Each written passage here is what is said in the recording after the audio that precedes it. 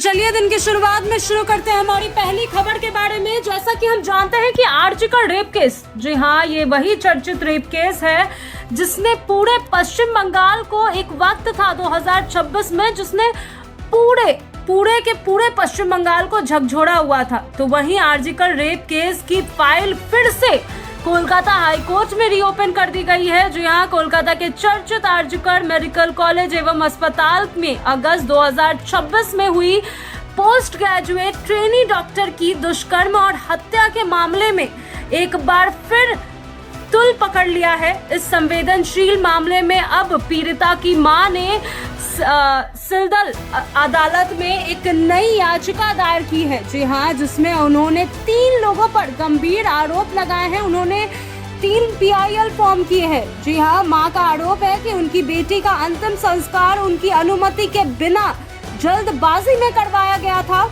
इस याचिका में जिन 3 लोगों के नाम सामने आ रहे हैं उनमें एक पूर्व तृणमूल कांग्रेस TMC विधायक भी शामिल है। बहुत बड़ी बात है कि पूर्व TMC विधायक का भी नाम इस PIL में जोड़ा गया है। सूत्रों के अनुसार इसे पूर्व विधायक की पहचान पानीहाटी से जुड़े निर्मल घोष के रूप में की जा रही है। जी हाँ, ये पानीहाटी में पहले MLA रह चुके हैं निर्मल घोष, उन्हीं की नाम आ चुकी है सामने। परिवार का आरोप है कि इन लोगों ने मिलकर परिस्थितियों को इस तरह प्रभावित किया कि अंतिम संस्कार जल्दबाजी में कराया जा सके, जिससे कई अहम सबूतों को नष्ट होने से आशंका पैदा हुई। पीड़िता की मां ने अपनी याचिका में कहा है कि उन्हें अपनी बेटी के अंतिम संस्कार के बारे में सही समय पर सूचित नहीं किया गया और न ही उनकी सहमति ली गई। उन्होंने यह भी आरोप लगाया कि पूरी घटनाक्रम में पारदर्शिता की कमी रही और कई प्रक्रियाओं को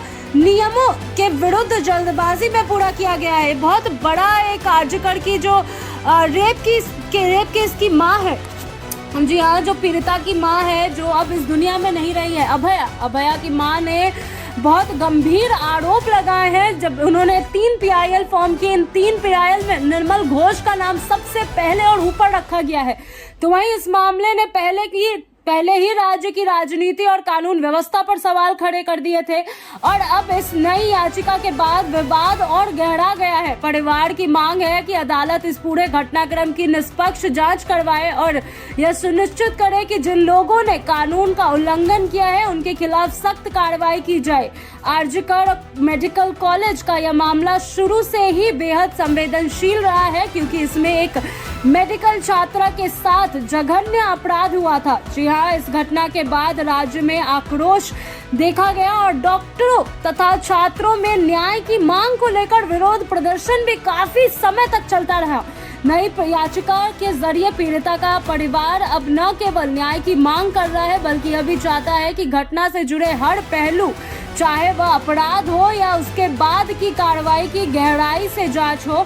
अदालत में इस याचिका पर सुनवाई के बाद आगे की कानूनी प्रक्रिया तय होगी, जिससे पूरे राज्य की नजर टिकी हुई है।